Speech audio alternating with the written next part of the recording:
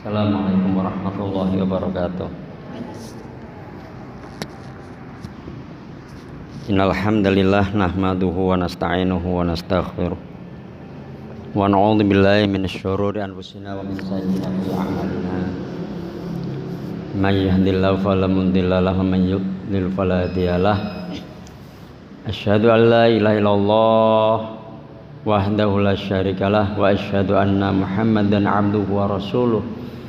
Allahumma sholli ala Muhammad wa ala alihi wa ashabihi wa man tabi'ahum bi ihsanin ila yaumil ba'd.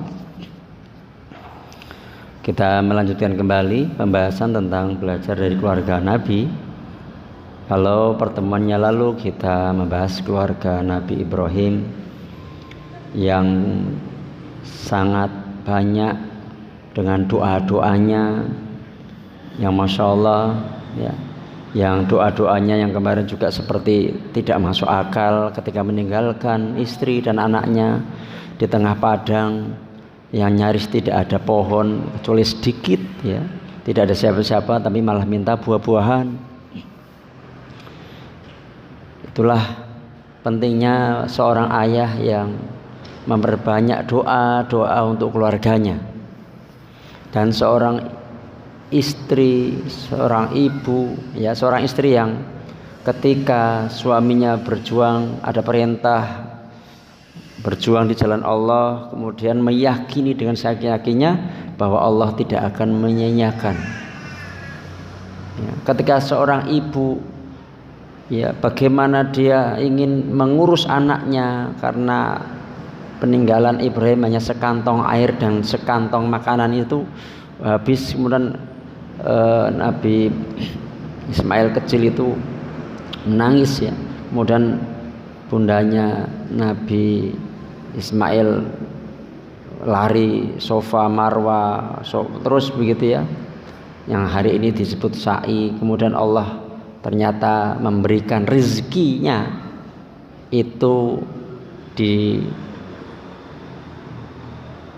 Nabi Ismail ya, di sekitaran Nabi Ismail. Artinya ketika seorang ibu itu telaten sungguh-sungguh mengurus anaknya, insya Allah rezeki akan datang dan rezekinya malah itu berlimpah-limpah ya. Jadi seorang ibu benar-benar harus totalitas mengurus anaknya. Inilah keberkahan dan Allah akan memberikan rezeki yang berlimpah. Bahkan itu bisa berlebih-lebih. Bahkan kita saat ini menikmati air zam-zamnya, yang belum pernah ke sana pun mungkin sudah pernah menikmati air zam-zam karena ada yang haji atau umroh yang memberikan oleh-olehnya. Dan semoga yang sudah bisa bolak-balik ke sana, yang belum dimudahkan untuk bisa menunaikan ibadah di tanah suci.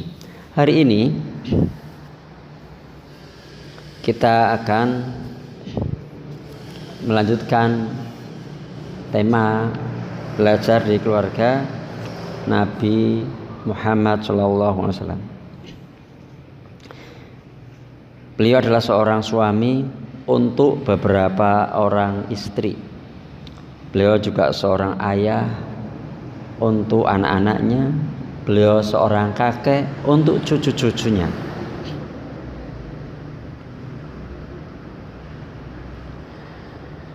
Allah Subhanahu wa taala menyampaikan firman-Nya, wa qarna fi buyutikunna wa la tabarrujna tabarrujal jahiliyatil ula wa aqimnas sholata wa atinaz zakata wa amdi'nallaha wa rasulah innama yuridullahu liyudhiba ankumur rijsa ahlal baiti wa yutahhirakum tadhira.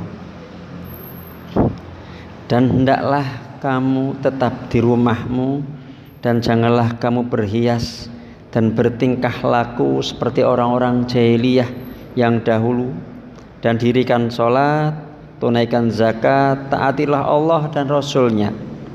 Sesungguhnya Allah bermaksud hendak menghilangkan dosa dari kamu, hai ahli bait, dan membersihkan kamu sebersih-bersihnya. Surat Al-Ahzab 33. Ya, inilah keluarga teladan yang dipilih Allah Subhanahu wa taala, kebersihan dan kesucian. Yang tadi di ujung ya, sesungguhnya Allah bermaksud hendak menghilangkan dosa dari kamu, hai ahlul bait, dan membersihkan kamu sebersih-bersihnya. Keluarga yang mestinya menjadi inspirasi setiap keluarga muslim hari ini.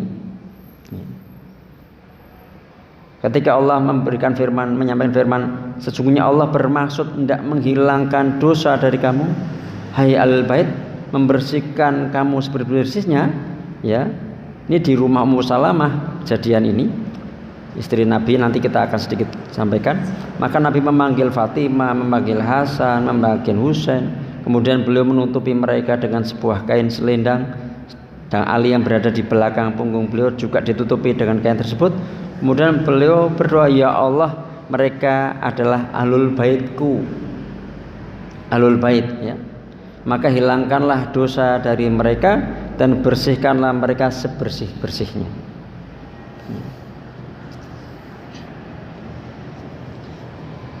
Jadi keluarga yang bersih, ya, keluarga yang didoakan oleh Rasulullah SAW ini harus menjadi sebuah inspirasi untuk kita mendidik keluarga kita. Nah, kita akan mulai bahwa Rasulullah SAW itu hidup tidak dengan satu istri, tapi dengan beberapa istri. Di sini, ya, kehidupannya tidak berarti para istri Rasulullah SAW selalu merasa nyaman nih hidup dengan istri-istri yang lain. Bukan pula tidak ada permasalahan antara istri satu dengan istri lainnya, antara istri-istri dengan Rasulullah, gitu ya.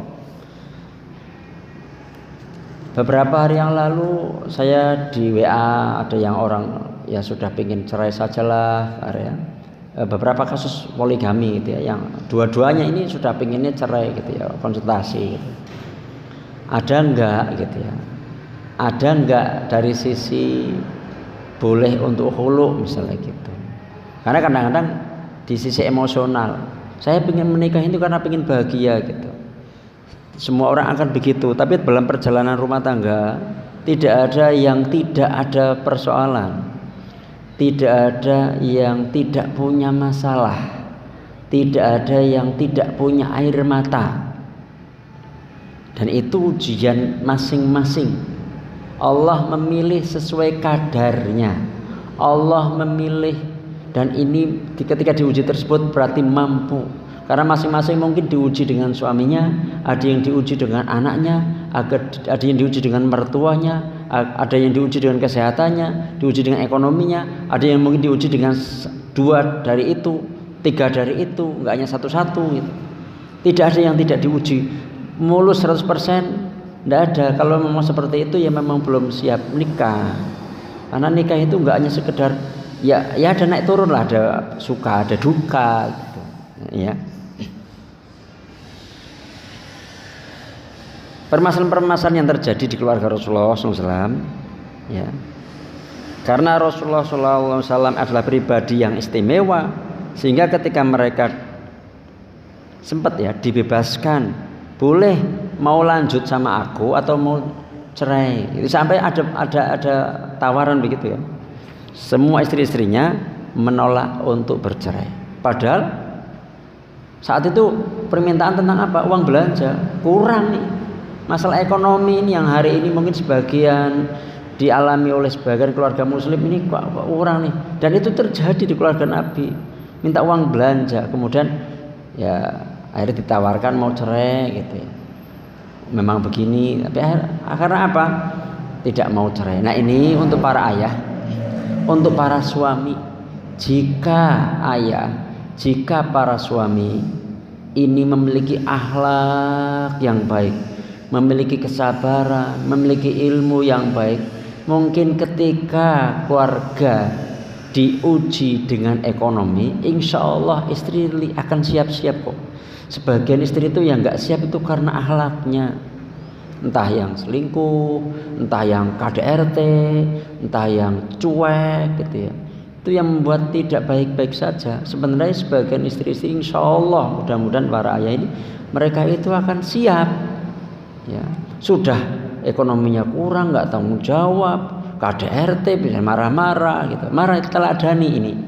Ini menteladani bagaimana Rasulullah SAW memanage padahal sedang ada persoalan. Kalau kita amati kehidupan hari ini dalam rumah tangga dengan satu istri, dengan beberapa anak, berapa banyak masalah yang muncul di dalam rumah tangga. Istri satu nih, anaknya juga nggak banyak-banyak misalnya, tapi masalahnya juga banyak. Sementara Rasulullah SAW hidup dengan 11 istri. Ada pernak-pernik kecemburuan, ya itu fitrah manusiawi. Fitrah, ya sangat manusiawi. Ya terkadang muncul satu istri dengan istri yang lain, manusiawi, sangat wajar, wanita banget. Ya. Tapi permasalahan-permasalahan itu dapat diatasi dengan baik tanpa satu orang pun merasa dirugikan atau dikecewakan, diilmui karena ya. Dan yang poligami condong, walaupun itu akan ada pertanggungjawaban di hadapan Allah. Sebenarnya kalau istri pertama atau istri keduanya diperlakukan yang tidak adil misalnya gitu, itu dia toh nggak maksiat. Kalau sabar sedikit, alhamdulillah. Ya. Kalau sabar aja, oh ini suami saya nggak adil, nggak begini, itu urusan dia sama Allah itu. Memang poligami harus punya ilmu yang kuat, punya banyak hal ya, yang menopang gitu istilah gitu ya. Karena misalnya ini sunnah, itu menimbulkan kewajiban memberi nafkah, kewajiban mendidik istri dan anak-anak. Ya. Dan ini sebenarnya syariat yang mulia, hanya kadang-kadang dikotori karena sebagian karena sudah kepergok selingkuh akhirnya poligami dan sebagainya. Karena sudah diawali dengan tidak baik-baik, ya. Umumnya juga mungkin karena sudah ada kebosanan sehingga nyari istri keduanya condong pada istri kedua banget dari sisi keadilan enggak misalnya. Nah ini Rasulullah tetap mengatasi itu tanpa ada yang merasa dirugikan atau dikecewakan. Ya.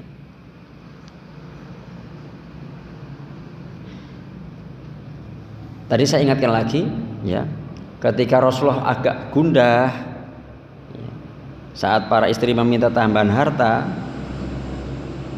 ya, di surat ini bisa dibuka di surat Al-Ahzab itu, Pak. Tadi saya juga surat Al-Ahzab yang itu ayat 33 sebelumnya tentang istri yang minta cerai ayat 28 ya. Itu kan ya mungkin secara umum manusiawi begitu. Ada kayaknya ngepas gitu ya, makan ngepas bahkan pernah mungkin nggak masak gitu kan. Soalnya secara manusiawinya minta. Tapi tetap permasalahan bisa diatasi dan para istri pun tidak minta cerai. Ya, tidak ingin cerai karena kekurangan itu. Jadi istri-istri Rasulullah SAW karena kepribadian Rasulullah SAW yang sangat mulia, maka tetap memilih bersama Rasulullah SAW dalam berumah tangga. Akhlak beliau ini menjadikan para istri-istri tetap nyaman, betah, ingin terus bersanding bersama Rasulullah SAW. Ya. Jadi ini para ayah ya, kembali lagi, mari berilmu untuk menjadi suami yang baik, mari berilmu menjadi ayah yang baik, agar ketika ada persoalan-persoalan, contohnya ekonomi, rumah tangga masih baik-baik saja, tidak pecah, tidak retak, tidak pisah, tidak cerai. Ya, karena ekonomi ini masih memungkinkan untuk bisa diatasi. Dan beberapa referensi 15% saja, 85%-nya banyak yang lain-lainnya. Dari sisi nafkah batin, bercanda dan sebagainya, akhlak dan sebagainya, ini 85%-nya ditunjang yang lain selainnya kita.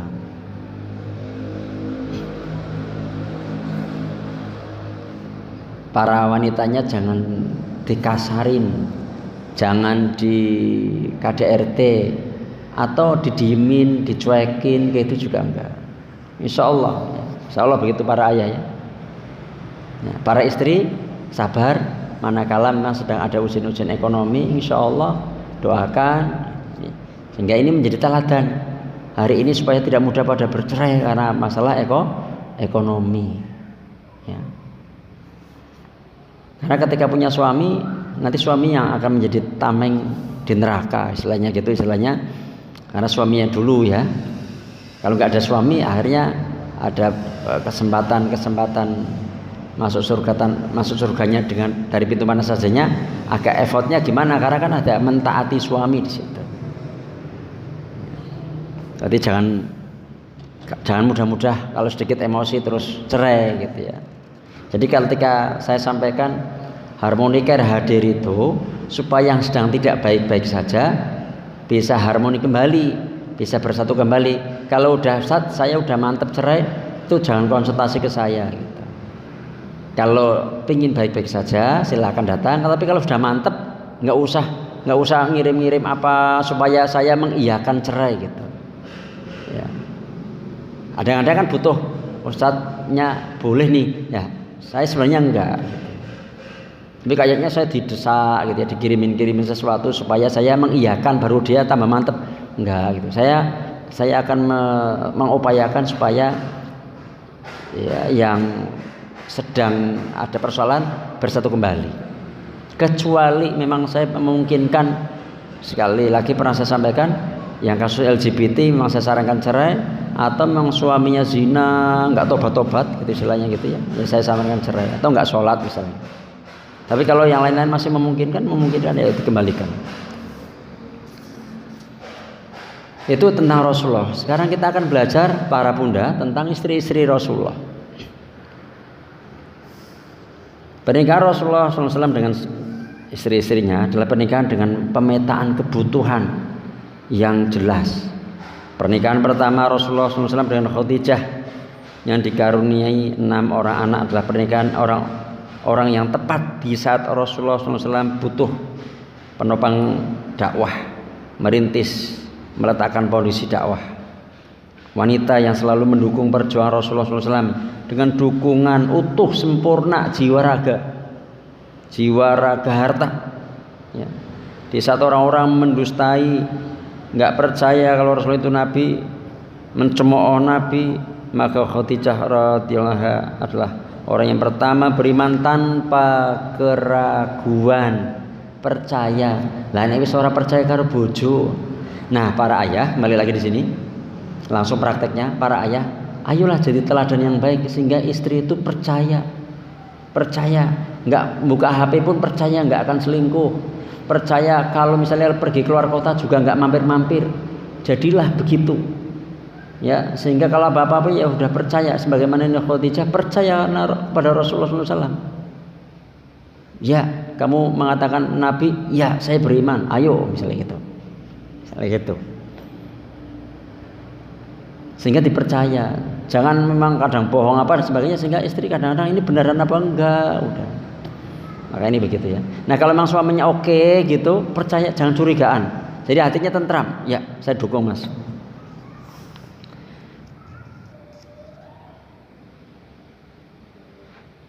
Khadijah saat itu bagaimana membuat Rasulullah itu yakin bahwa yang dialami Rasulullah adalah sebuah kemuliaan. Bagaimana kalimatnya yang indah itu? Ketika Rasulullah SAW ketakutan, khawatir karena menerima wahyu pertama lalu pulang ke rumah dan dalam ketakutan, dalam keadaan khawatir, maka Khadijah mengungkapkan kalimat yang sangat indah, menenteramkan, menyejukkan, membuat sakinah, membuat ketenangan. Tidak mengapa, bergembiralah demi Allah, Allah sama sekali tidak akan membuatmu kecewa. Karena engkau adalah orang yang suka menjalin silaturahim, karena engkau adalah suka membantu orang-orang yang lemah, karena engkau menolong orang-orang yang kesusahan, menghormati tamu, membela orang-orang yang berada dalam kebenaran. Di dalam Sirah Nabawi ya, Rohil Maktum. Di Sirah Nabawi yang dulu saya belajar di pesantren seperti itu kalimatnya. Dan itu kan sebelum ada Islam. Sebelum Islam, karena Rasulullah itu saat itu melakukan ini sebelum diangkat jadi nabi, artinya belum Islam ya bahasanya gitu ya. Belum diangkat jadi nabi, tapi Rasulullah sudah punya sifat begini. Nah, ketika punya sifat begini, umumnya saat itu diketahui kalau orang baik itu balasannya baik. Maka Khadijah mengatakan, kamu itu orang baik, suka nolong, suka membantu orang-orang, suka begini silaturahmi dan sebagainya. Insya Allah nggak apa-apa. Ini kejadian yang ini yang kamu khawatir ini aman-aman aja. Dah, supaya tambah yakin. Ini kan dari Khadijah nih menghibur begitu. Jadi tugas istri menghibur tuh. Nah, ini tugas istri ya. Kemudian tambah meyakinkan, ayo ke rumah saudaraku, sepupuku Warokoh bin Naufal. Ya. Kemudian Khadijah mempertemukan Rasulullah dengan Warokoh, salah seorang anak paman Khadijah, pemeluk Nasrani. Warokoh lah yang mengatakan bahwa yang mendatangi Rasulullah SAW di Gua Hira adalah malaikat yang sama yang pernah mendatangi Musa alaihissalam, berdasarkan apa yang diketahui dalam Alkitab. Jadi ini sebagai istri melakukan bagaimana ketika seorang suami sedang gundah gulana, sedang kebingungan, sedang apa itu, Mas, aku di sampingmu, Mas. Aku akan setia mendampingimu, Mas. Ya, ketika sekarang sedang down, sedang nol begini, aku tetap setia, Mas. Misalnya kayak gitu. Ya. Jadi bukan gimana sih kurang terus misalnya gitu. Jadi akhirnya bertengkar. Tapi ini ada kali yang kayaknya entah mungkin dengan atasan suaminya ada persoalan, dengan teman, tapi di adem-ademi, memang litas kunu ilaiha, agar engkau tenang tentram kepadanya. Ini kembali kepada siapa? Istri. Jadi istri itu yang membuat keluarga itu sakinah dan tenang.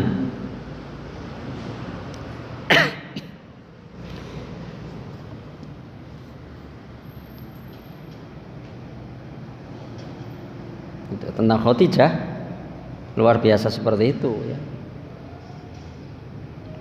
Kemudian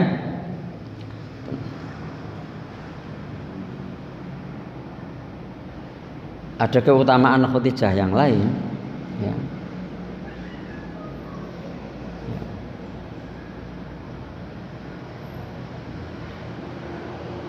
Allah Subhanahu wa taala mengirimkan salam kepadanya melalui malaikat Jibril, lalu Nabi sallallahu alaihi wasallam menyampaikan salam tersebut kepada istrinya Khadijah radhiyallahu anha.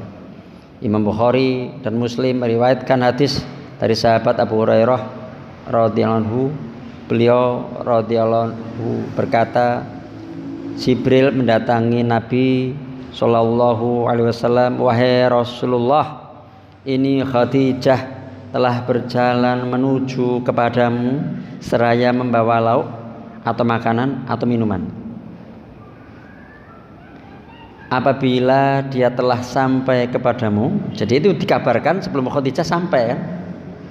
Malaikat Jibril mengabarkan Khadijah sedang siap-siap masak atau apa dan sebagainya. Nanti kalau sampai padamu ya, maka sampaikanlah padanya salam dari Robnya dan dariku, dan berilah kabar gembira padanya dengan sebuah rumah di surga yang terbuat dari qasab al-perak, tidak ada kegaduhan, suara-suara keras berisik di dalamnya, tidak ada pula rasa lelah. Dohir hadis ini, satu, Khadijah sedang menyiapkan makanan, maka jangan sering-sering gosen, gofutan gitu ya. Menyiapkan makanan, minuman, lauk kayak gini, ini dohirnya. Berikutnya kalau dari cerita tadi bagaimana perjuangan Khadijah mendukung Rasulullah SAW sehingga layak mendapatkan salam dari Allah, salam dari malaikat, dikabarkan punya rumah di surga. Ini jadikan inspirasi Bunda, jadikan pelajaran untuk mendampingi Rasulullah dengan segala pernak-pernik kekurangannya, karena dari orang yang sangat kaya sampai kemudian nyaris habis ya, bahkan Rasulullah pun sampai utang istilahnya gitu ya. Itu dalam mendukung suaminya, mendukung perjuangan suaminya. Jadi pahalanya begitu. Bagaimana kita bisa mentaati tetap suami kita sementara suami kita sedang tidak baik-baik saja? Yang menjadi pijakan kita melakukan itu adalah karena mentaati suami adalah perintahnya dari Allah, perintahnya dari syariat, bukan karena suaminya baik kita taat, ke suaminya nggak baik kita nggak taat. Sepanjang suaminya memerintahkan sesuatu yang tidak mengandung maksiat, maka ditaati, dan perintah itu datangnya dari Allah Subhanahu wa ta'ala. Dan itu dohirnya apa? Dapat kemuliaan seperti itu. Kemuliaan yang lain, Khadijah radhiyallahu anha tidak pernah menyakiti dan membuat Rasulullah sallallahu alaihi wasallam marah.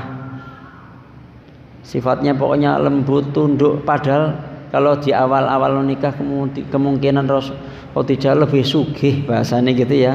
Tapi terus tidak ujub gitu ya istilahnya. Tidak dominan, tidak merentah-merentah.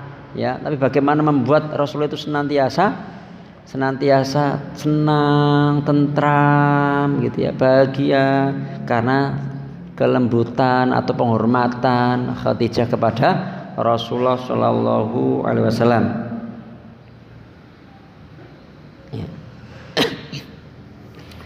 Dengan Khadijah yang demikian, sampai-sampai istri yang lain menyampaikan, aku tidak pernah cemburu kepada seorang wanita melebihi cemburuku pada Khadijah, padahal dia telah meninggal sebelum Rasul menikahiku. Kata Aisyah radhiyallahu anha, aku dinikahi Rasul itu Khadijah sudah meninggal. Khadijah sudah meninggal, jadi belum pernah, ibaratnya ya, udah meninggal nih, udah nggak pernah jadi istrinya gitu. Tapi aku tetap cemburu sama Khadijah karena aku mendengar beliau menyebut-nyebut dia. Allah juga memerintahkan beliau untuk memberinya kabar gembira dengan sebuah rumah mutiara dan yakut, dan juga beliau menyembelih kambing. Beliau menghadiahkan bagi teman-temannya dalam jumlah yang banyak. Kalau nyembelih kambing, teman-teman Khadijah dikasih segitunya. Aku sampai cemburu padahal sudah meninggal dulu baru aku dinikahi gitu ya. Bukan cemburu karena istri satu istri kedua, bahkan sudah nggak ada tapi masih cemburu gitu. Rasulullah menegaskan, Allah tidak memberiku ganti yang lebih baik darinya. Sebegitunya, karena memang itulah, maka ini buah surga insya Allah para bunda jika bisa meneladani dari istri Rasulullah sebagaimana Khadijah. Kalau suami saya kayak Rasulullah, ya aku kayak Khadijah, perbaiki saja karena buahnya kita ingin masuk surga.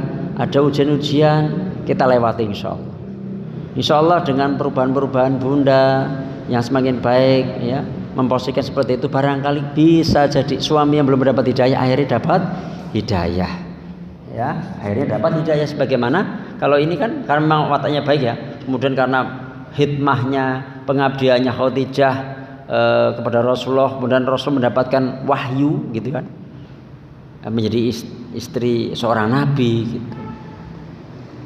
Lakukan gitu.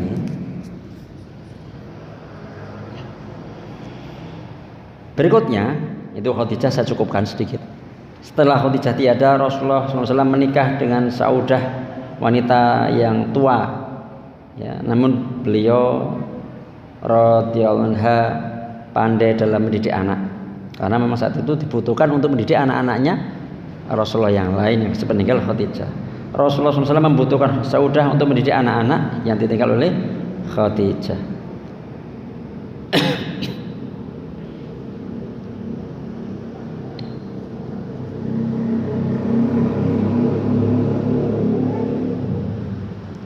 Saudah bintu Zam'ah. Ini setelah Khadijah wafat, Rasulullah menikah dengan Saudah ketika sudah tua ya. Karena ya, namun Saudah ini pun memahami, ini ada keutamaan Saudah ya, memahami karena ini kan tua, ini istri Rasulullah termasuk yang tua gitu ya. Memahami Rasulullah itu mencintai Aisyah, Ya, setelah Khadijah itu Rasulullah itu mencintai Aisyah. Kemudian sudah memberikan gilirannya. Seandainya misalnya hari Senin ke istri satu, istri kedua, istri ketiga. Nah hari Jumat misalnya harusnya ke Saudah, tapi Jumatnya diberikan ke Aisyah. Seperti itu. Ini Saudah berharap mendapatkan ridho dari suaminya, ridho dari Allah SWT sampai mengorbankan itu. Ya, sampai mengorbankan begitu. Ini Rasulullah saat itu memang membutuhkan Saudah untuk membimbing, untuk mengurusi anak-anaknya dan keadaan tua dan sebagainya. Secara fitrah mungkin sudah tidak begitu menarik dan menyadari itu, dan diberikanlah kepada Aisyah demi membuat suaminya semakin ridho padanya. Karena inilah diharapkan masuk surga bersama Rasulullah SAW. Jadi Saudah radhiyallahu anha lebih mementingkan ridho Rasulullah SAW. Seperti itu. Dan ini barangkali menjadi satu pelajaran juga, Bunda. Ya. Bagaimana agar mengejar ridho suami sampai mengorbankan kadang harta ya, tidak, aku nggak usah dapat honima misalnya. Rasul tidak memberi honima, atau misalnya jatah bermalamnya tidak dikirikan kepada itu. Aku meninggal suami saya ridho, udah fokusnya ke sana. Lah ini bisa terinspirasi dari Saudah. Silakan, ini jadi pelajaran.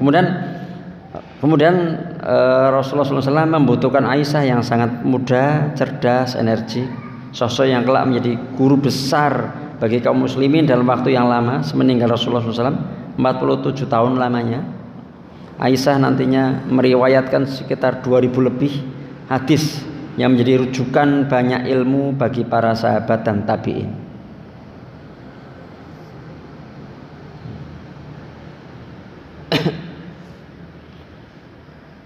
Aisyah binti Abu Bakar pada bulan Syawal menikahnya.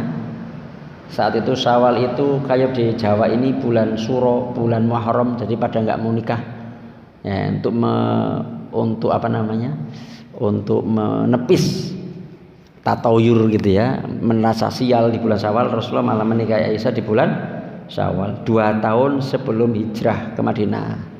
Sebelum Rasulullah hijrah 2 tahun sebelumnya atau 3 tahun sebelumnya nikahlah dengan Aisyah yang saat itu umurnya 6 tahun, tapi menikah tok ya. Setelah itu baru bersama dalam satu rumah tangga kurang lebih ketika umur 9 tahun.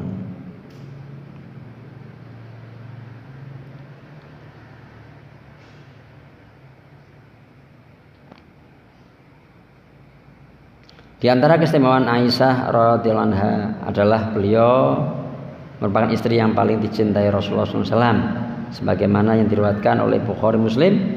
Siapakah orang yang paling Anda cintai? Beliau menjawab, Aisyah. Kemudian aku bertanya, dari kaum laki-laki? Bapaknya Aisyah. Dimakamkan di pekuburan Baqi. Sebelum meninggal, beliau sempat berwasiat agar disolatkan oleh Abu Hurairah radhiyallahu anhu. Jadi kalau para bunda, para ayah bunda yang diizinkan oleh Allah untuk bisa beribadah haji umroh di tanah suci, di samping Masjid Nabawi ada namanya makam Baqi gitu. Bisa ziarah ya. Kemudian para ulama berbeda pendapat masalah siapakah yang lebih utama antara Khadijah dan Aisyah. Ya, ada yang Khadijah, ada yang Aisyah. Ya, sama-sama mempunyai keutamaan. Khadijah keutamanya di awal-awal Islam untuk mendukung dakwah Islam. Aisyah punya keutamaan di akhir-akhir Islam.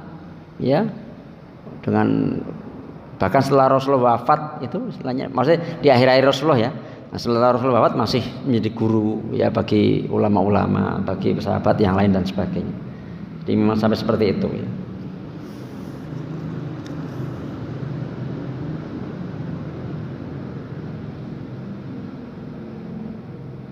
Hafsah, kemudian Rasulullah SAW menikahi Hafsah binti Umar bin Khattab pada tahun ketiga Hijriah. Kalau tadi sebelum hijrah gitu kan, Khadijah belum Nabi, ada Saudah gitu kan. Setelah itu ada Aisyah sebelum hijrah tapi sudah jadi. Nah ini Hafsah itu setelah hijrah, tahun ketiga hijrah. Sebelum menikah dengan Rasulullah SAW, Hafsah pernah menjadi istri Khones. Jadi ini yang merupakan salah seorang sahabat Rasulullah yang pernah ikut dalam perang Badar. Ini ya anaknya Umar. Jadi ini kan mau nikah nggak sama anakku gitu. Pada umur bapak sama ibu, bapak apa istilahnya mertua karo mantunya umurnya samaan gitu. Hal-hal itu biasa aja. Yang penting nikah sama siapa. Orang-orang kalau hari ini heboh ya, kalau jaraknya 30 tahun kayak gitu kan heboh banget ya. Kayak dulu ada orang Indonesia yang terkenal pengusaha dan sebagainya itu sampai heboh banget. Kemudian Zainab binti Huzaimah ya. Wanita yang dijuluki Ummul Masakin, ibunya orang-orang miskin yang berperan besar dalam mendekatkan keluarga besar Rasulullah SAW dan orang-orang miskin.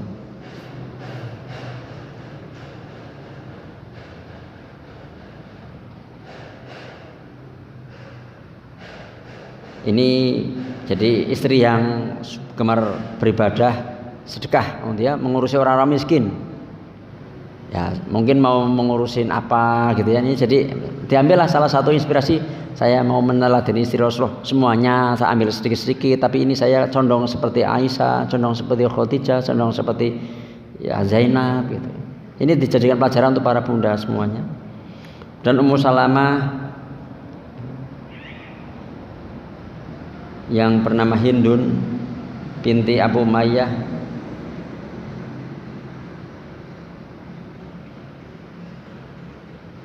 beliau radhiyallahu meninggal dunia pada tahun 62 Hijriah.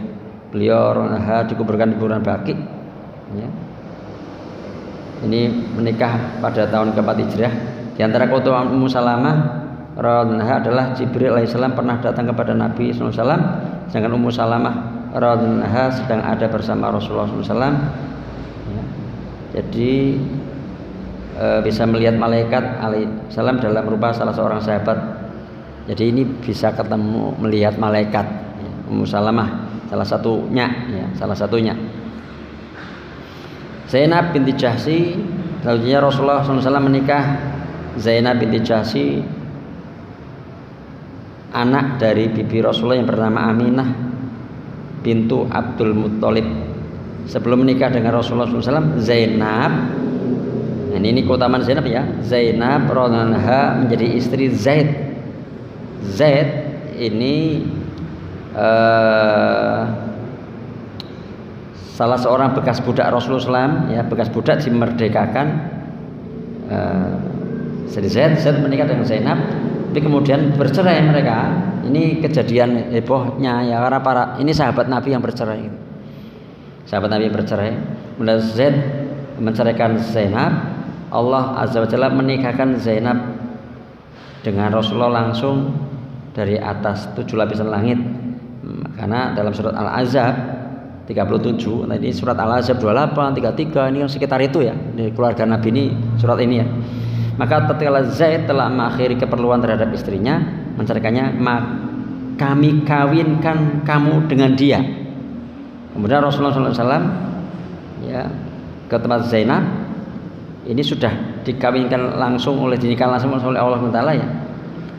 Maka Zainab radhiyallahu membanggakan dirinya di hadapan istri-istri Rasulullah yang lain, karena Zainab mengatakan kalian dinikahkan oleh keluarga-keluarga kalian, oleh orang tua kalian, sedangkan aku dinikahkan langsung oleh Allah Azza wa Jalla dari atas 7 lapisan langit. Ini termasuk salah satu keistimewaan Zainab binti Jahsy ya, beliau meninggal dunia pada tahun 20 Hijrah dan dimakamkan di kuburan Baqi ya. Zainab radhiyallahu adalah istri Rasulullah SAW yang paling awal meninggal dunia setelah Rasulullah SAW wafat.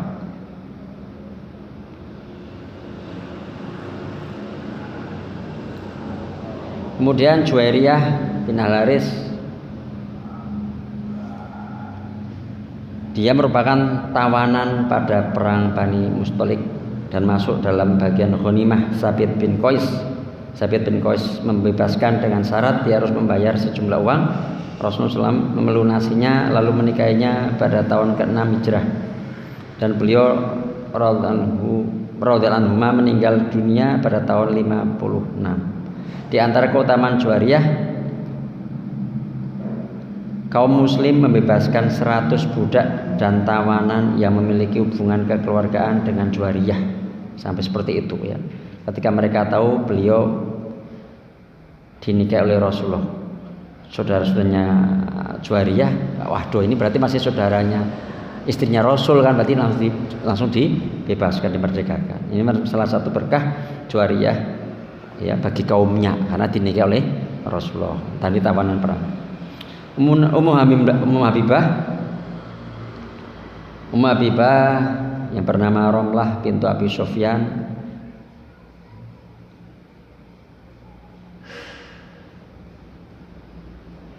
Rasulullah SAW menikahinya saat beliau sedang berhijrah ke negeri Habasyah. Raja Najasyi memberikan beberapa kepadanya ya 400 dinar sebagai mahar dari Rasulullah SAW. Kemudian beliau dibawa dari Habasyah menuju Rasulullah di Madinah. Ummu Habibah radhiyallahu anha meninggal dunia di masa kepemimpinan saudaranya bernama Muawiyah. Kemudian Sofiyah bintu Huyai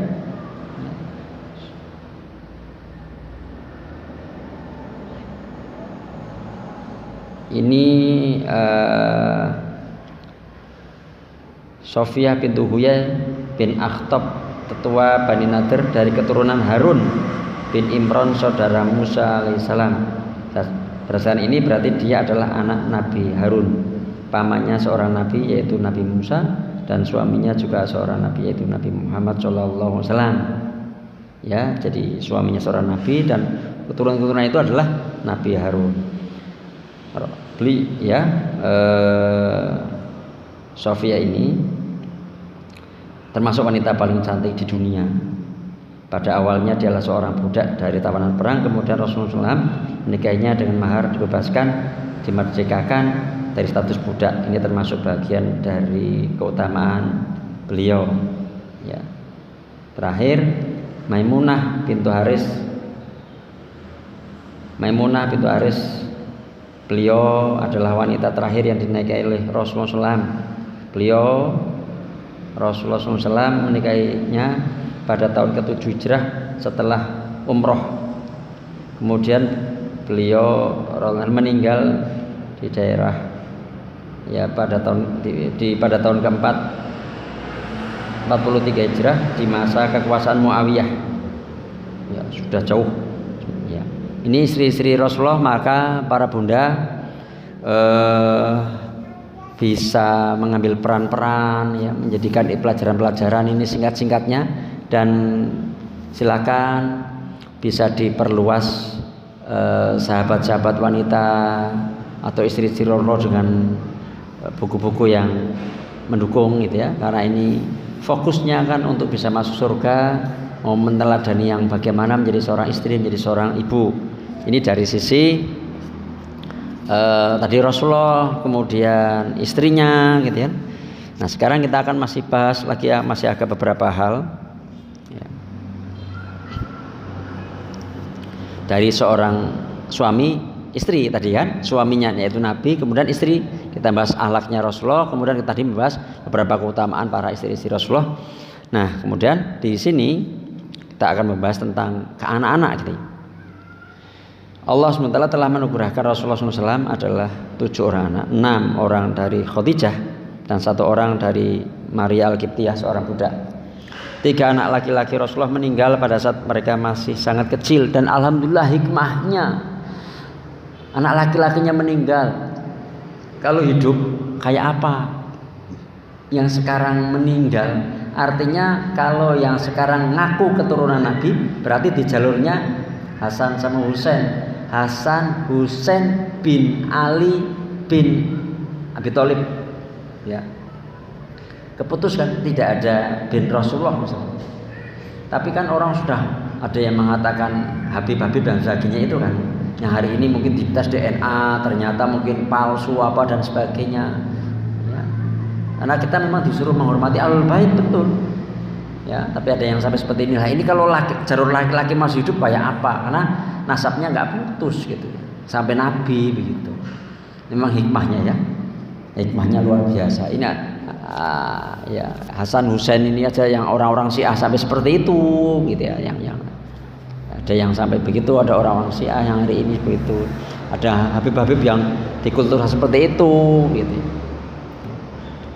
Itu sudah meninggal. Sementara 4 anak perempuannya tumbuh dewasa, menikah dan mempunyai anak. Rasulullah mempunyai cucu. Ya, salah satu yang sangat dikenal Hasan Husain itu.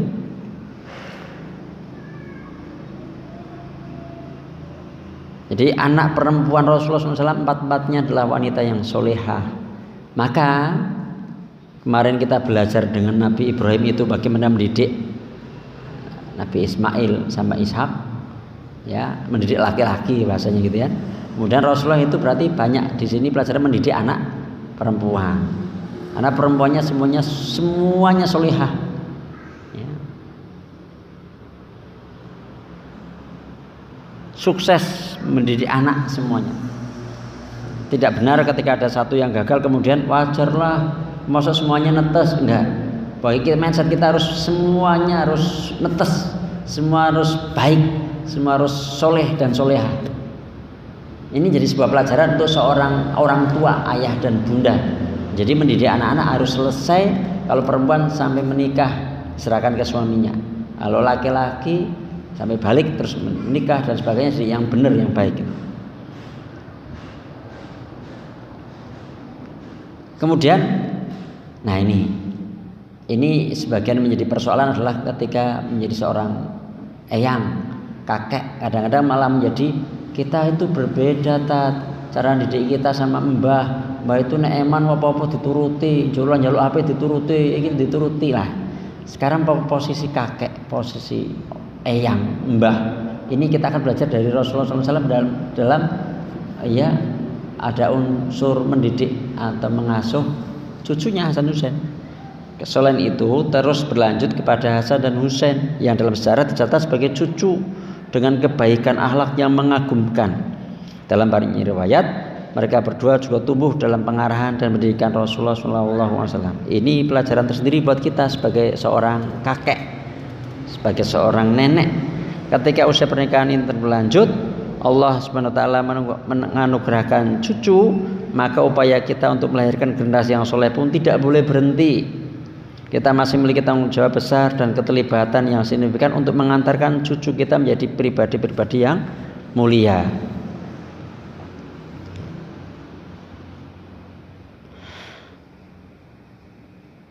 Kelak ketika Hasan menggantikan posisi Ali radhiyallahu anhu sebagai khalifah, bukan lantaran sebuah singgasana otomatis kayak kerajaan.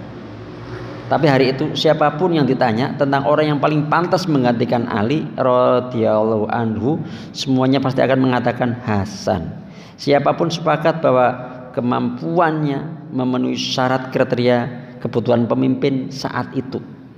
Dan setelah 6 bulan Hasan memimpin, dia mengundurkan diri, bahkan bukan karena bermasalah, bukan korupsi, bukan apa-apa, bukan melakukan kecurangan atau apapun, tapi karena melihat bahwa dengan pengunduran dirinya sebagai khalifah, maka umat ini akan bersatu setelah terbelah dan saling berhadapan.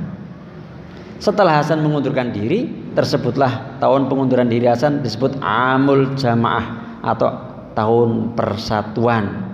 Terbukti apa yang disabdakan oleh Rasulullah SAW, sesungguhnya anakku ini adalah pemimpin, kelak Allah akan menyatukan antara 2 kubu besar di tubuh muslimin. Jadi malah justru enggak malah mempertahankan lah, sepenting untuk kekuasaan gitu ya. Enggak, malah 6 bulan kok cukup, sepenting ada kemanfaatan, kebersamaan, persatuan lagi. Begitu pula Husain yang tumbuh menjadi tokoh penggerak umat untuk melawan kemungkaran. Maka tak heran Rasul pun pernah menyebutkan bahwa Hasan dan Husain kelak adalah pemimpin para pemuda di surga.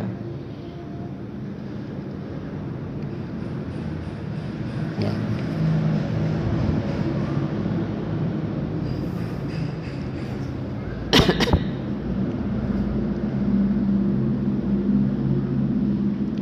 Ada satu pelajaran tentang seorang kakek di sini gitu ya, pelajaran ayah kakek ini satu pelajaran sebelum saya tutup ya nanti pertanyaan-pertanyaan. Ada satu kisah nyata seorang ayah yang sedikit mengerti konsep Islam dalam mendidik anak harus menghadapi sebuah masalah yang tidak mengenakan. Sang ayah yang baru saja pulang dari luar kota, 3 hari sudah ia tidak bertemu dengan istri dan anak-anaknya. Sang ayah mendapatkan laporan dari istrinya bahwa anaknya yang berusia TK sudah 2 malam menginap di rumah kakeknya. Bukan menginap di rumah kakek yang jadi permasalahan, tetapi si anak menolak pulang padahal sudah diminta kembali ke rumah oleh ibunya. Beberapa waktu belakangan ini memang sang ayah mengamati sedikit perubahan pada sikap anaknya yang menyimpulkan bahwa anak ini mulai merasa nyaman dengan kakeknya. Masalah muncul bukan karena sekedar kedekatan, nggak apa-apa kalau begini, tetapi yang terlihat dan terasa adalah kenyamanan itu menggeser keberadaan dan peran orang tua. Sebagai orang tua, si ayah mengkhawatirkan sikap tersebut akan berpotensi kurang baik bagi masa depan anaknya. Entah mungkin hari ini kan entah TV, HP dan sebagainya. Apalagi bila mengingat tidak hanya kakek yang mempunyai kesadaran pendidikan Islam seperti halnya Rasul. Ini kakek ini bukan seperti Rasul nih dalam menjalankan peran tanggung jawab sebagai seorang kakek. Kecenderungan dalam masyarakat kita, kasih sayang kakek dan nenek kerap ditunjukkan secara berlebihan. Sikap ini cenderung memanjakan cucu tanpa arahan tanggung jawab yang jelas. Bila ini terus terpola, tentu kurang baik dalam pembentukan karakter anak. Seringkali tangisan cucu menjadi senjata ampuh untuk mendapatkan apapun yang diinginkan. Tak tahan melihat tangisan cucu, maka runtuhlah pertahanan kakek dan nenek. Perasaan kasihan dan sayang yang kurang tepat berubah wujud menjadi sikap meloloskan segala keinginan cucu, walaupun sebenarnya sesuatu yang diinginkan tersebut tidak baik bagi cucu tersebut. Maka malam itu juga tanpa menunda-nunda lagi, sang ayah yang belum sempat istirahat dari perjalanannya bergegas mengambil kendaraan untuk menjemput sang anak. Sesampai di tempat, sang kakek anaknya sedang asik menonton di televisi. Tidak berpanjang kata, sang ayah segera menawarkan pulang kepada anaknya dengan baik-baik ya. Anak yang biasanya menurut itu kali ini membantah dan sangat alot mempertahankan keinginannya. Negosiasi antara anak dan ayah pun menemui jalan buntu. Sang ayah mengambil sikap tegas. Digendong si anak dengan sedikit ya dipaksa ya menuju kendaraan, sementara si anak menangis. Bahkan dengan sengaja ia buang air kecil di celana saat digendong ayahnya sebagai reaksi protesnya. Sang kakek yang sedari tadi menyaksikan terlihat kecewa dan masuk dalam kamarnya. Dia tidak mau berlama-lama melihat tontonan yang mengiris hatinya. Tak rela hatinya menyaksikan cucunya dipaksa demikian rupa. Ada rasa kecewa, rasa tersinggung dan marah. Usai mengucapkan salam, sang ayah segera meninggalkan rumah kakek sambil terus menggendong anaknya untuk dibawa pulang. Malam tak berbintang itu seperti enggan menerangi perasaan kakek dan anak yang sama-sama menyimpan gundah. Sesampainya di rumah, ayah menceritakan kejadian tadi sambil berkata, ayah mengerti kalau kakek tersinggung bahkan marah, tetapi ayah harus bersikap tegas karena masa depan anak harus kita utamakan, apalagi hal ini terkait dengan perkembangan karakter baiknya. Tapi ayah akan minta maaf pada kakek besok. Semoga kakek memahami sikap ayah ini. Keesokan harinya sang ayah mengajak istri dan anaknya pergi ke rumah kakek. Sepanjang perjalanan sang ayah menasihati anaknya, nak kamu lihat kan, boleh saja ke rumah kakek, tetapi ada waktunya. Seperti sekarang kita sedang menuju ke rumah kakek. Inilah sang ayah. Perjalanan selesai sampai sudah di rumah kakek, akan tetapi pertemuan pagi itu terasa kaku. Gurau kekecewaan kakek masih pekat terlihat di wajahnya. Sang ayah meminta pertemuan resmi. Suasana yang hening membuat pertemuan antara keduanya nyaris membeku. Dalam duduk itu sang ayah membuka pembicaraan, Bapak, saya sebagai kepala keluarga mohon maaf yang sebesar-besarnya karena pasti Bapak kecewa dan marah melihat peristiwa semalam. Sekali lagi saya mohon maaf. Beginilah cara kami mendidik anak-anak, tidak ada niat apapun kecuali hanya karena masalah mendidik anak. Sang kakek menjawab dengan suara beratnya khas, ya terserah kamu sebagai ayahnya, mungkin cara pandang kita beda, tetapi jangan lakukan seperti itu di hadapan seorang kakek. Pertemuan singkat itu belum bisa mencairkan segalanya. Waktulah yang akan mencairkan kebukaan hati mereka. Seiring dengan perjalanan waktu, semuanya kembali seperti semula, alhamdulillah. Tanpa disadari, justru sejak kejadian malam itulah semuanya belajar, terutama kakek dan nenek, bahwa ada peran pendidikan yang harus berlandaskan ilmu, bukan hanya berlandaskan perasaan. Peran asuh yang disalah tafsirkan akan mengorbankan masa depan anak. sudah banyak yang gagal karena salah asuh di lingkungan yang tidak mengerti pendidikan Islami. Dan ini dibutuhkan kakek yang benar, ayah yang tegas. Kadang-kadang kalau kayak gini apalagi di mertua sing suruh maju istrinya. Jadi ini ayah harus ya bersikap tegas, besoknya minta maaf dan sebagainya. Jadi satu pelajaran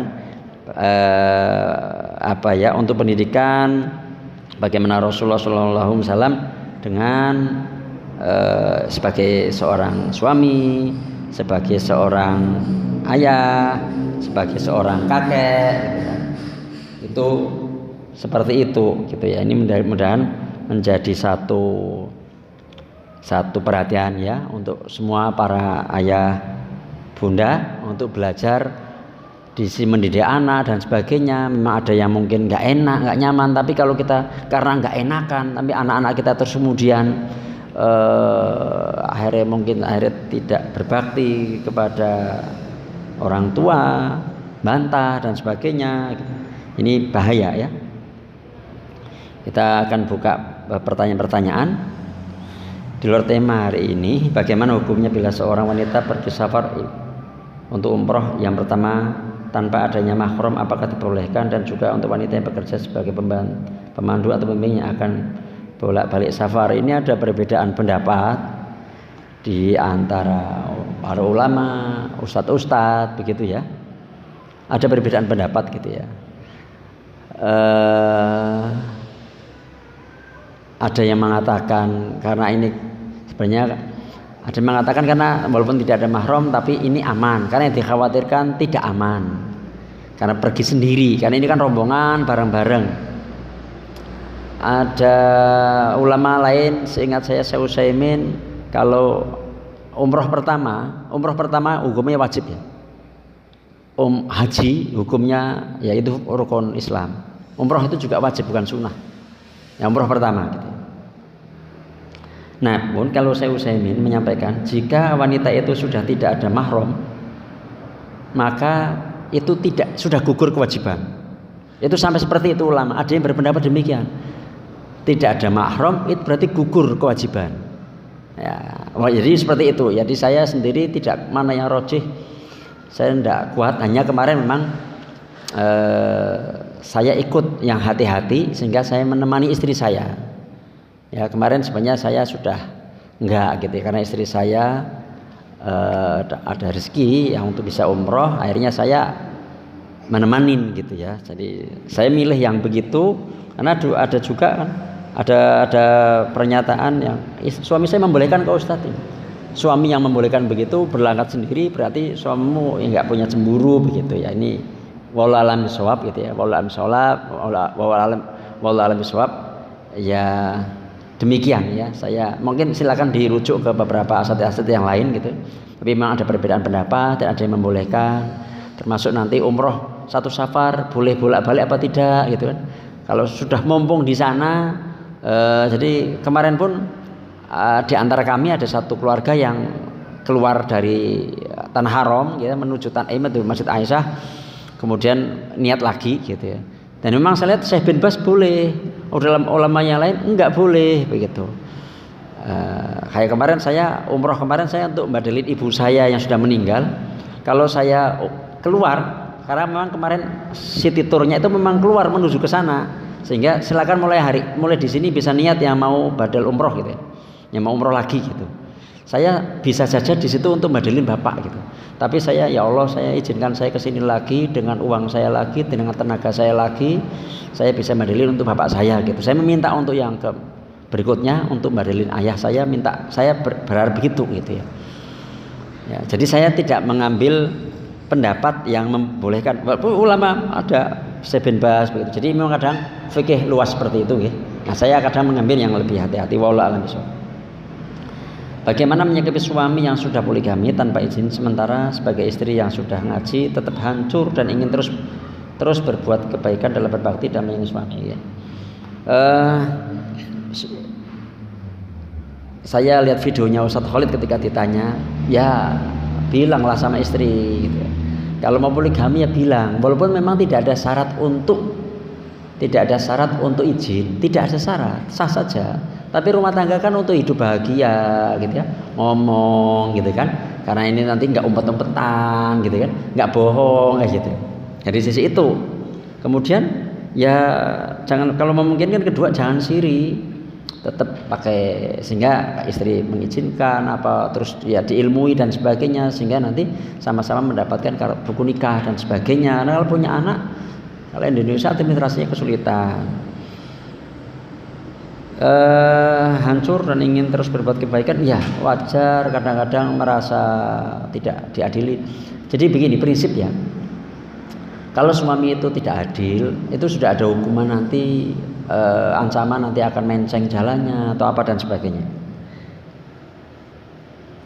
Itu saya masih berharap istri sabar untuk menghadapi itu, tetap berlaku menjadi seorang istri yang baik. Dan bahkan kalau poligami yang kadang tanpa ilmu ini, biasanya kan istri kedua itu kadang-kadang bahasanya kayak pelakor lah dan sebagainya. Maka saya sarankan pada istri pertama, jadilah kayak pelakor, yang genit, yang centil gitu ya, yang manja, yang apa gitu ya, ya tetap melayani dan sebagainya, sehingga nanti beberapa kasus yang terjadi akhirnya beneran tuh, itu kembali kepada pangkuan istri pertama istilahnya.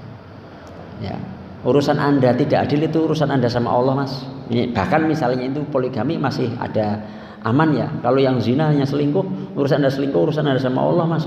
Urusan saya sebagai seorang istri, saya akan mentaati Anda. Nah, itu tuh memang latihan di situ, memang uji ya. Memang berarti Allah memilih anti untuk dapat ujiannya ini. Ya.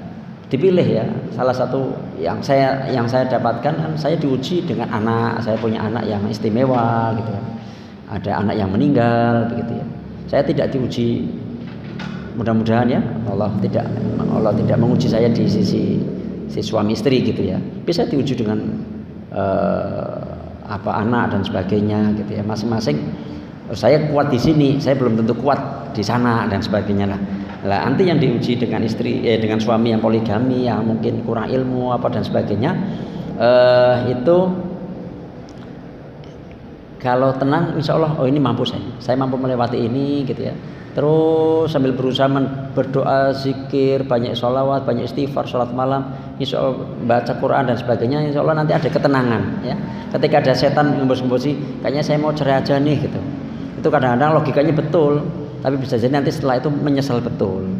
Toh beberapa kejadian setelah minta cerai, beberapa kejadiannya, ini ikan istri pertama akhirnya minta cerai tuh. Akhirnya setelah itu menikah lagi menjadi istri kedua. Toh akhirnya dia jadi madu gitu ya, jadi adik madu lagi gitu ya. Kadang-kadang juga menyesal gitu. Jadi ini betul-betul ditimbang-timbang dengan kepala dingin, minta petunjuk pada Allah terus itu ya, sebaiknya bagaimana. Nah, urusan suami berbuat keliru itu urusan dia nanti sama Allah.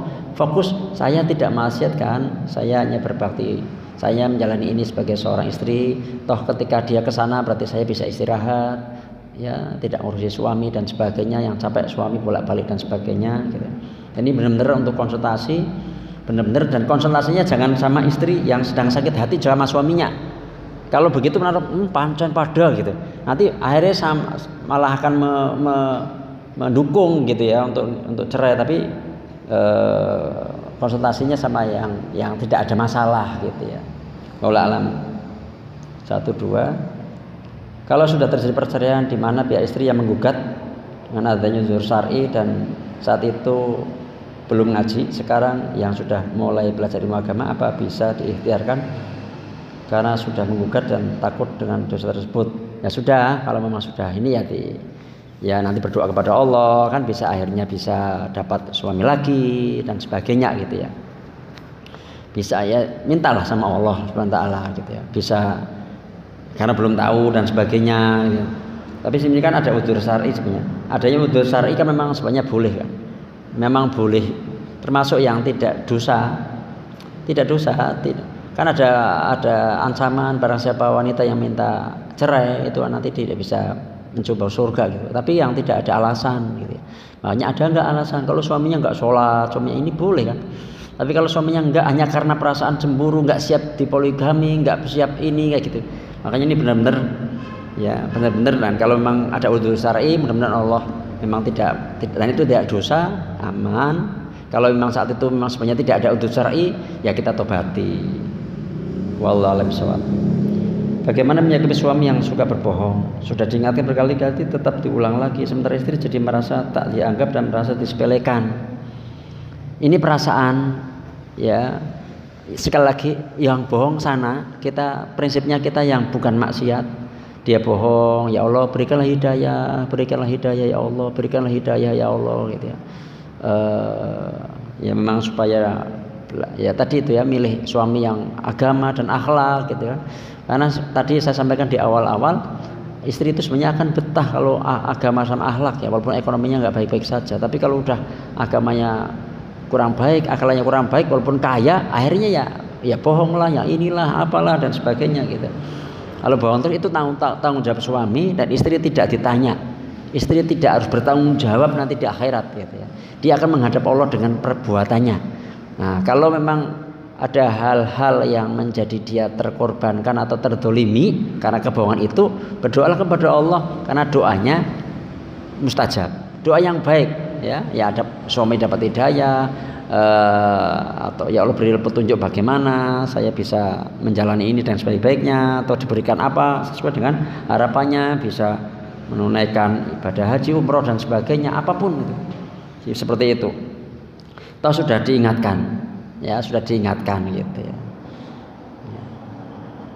Tugasnya sudah selesai mengingatkan, Allah sudah melihat bahwa sudah ada nasihat di situ dan tidak disalahkan, nanti tidak bertanggung jawab. Wallahu a'lam bishawab. Bagaimana ikhtiar kita agar bisa menjadi istri idaman, sementara sebagai wanita biasa perasaan terkadang lebih dominan, apalagi saat diterpa ujian-ujian. Satu, berdoa. Kedua, berilmu ya, berilmu. Dan ini memang semampunya ya. Saya punya kelebihan apa nih? Saya punya kelebihan paras yang cantik. Saya akan menggunakan potensi ini untuk bagaimana suami saya betah sama saya, seneng banget sama saya. Oh, saya biasa saja parasnya, maka tapi saya bisa merawat anak, saya bisa melayani suami dengan sebaik-baiknya. Karena suami akan, ketika Allah ngasih kelebihan tidak diparas misalnya, tapi di sisi sikap dan sebagainya, ya maka suami insya Allah akan menerima itu, walaupun istri saya sih mungkin kurang cantik, tapi ya masya Allah dia tidak pernah menuntut ini, dia akan begitu, karena Allah melihat kelebihan itu ya untuk nutupin kekurangannya, dan itulah nanti suami istri jadi semakin baik. Maka kira-kira nanti punya potensi apa? Nah, potensi itu dioptimalkan ya untuk menjadi istri yang solihah ya. Ada yang mungkin kelebihannya apa, punya anak banyak, ngurus anak bisa apa dan sebagainya, dan suami membanggakan itu karena istri saya mungkin kurang di sini, tapi masya Allah dalam hal ini itu akan dibanggakan ya. Dan dia tidak akan ke lain hati dan akan bersyukur memiliki istri seperti Anti, karena daripada misalnya memang sudah kurang yang apa ya dari sisi paras misalnya, tapi terus berusaha make upan apa yang ya boleh yang kayak gitu, yang segera, yang penting senyum gitu ya, itu cukup kok ya. Wallahu alam ya, kami sebagai laki-laki itu kalau istri itu cantik tapi manyun terus itu juga jadi nggak cantik.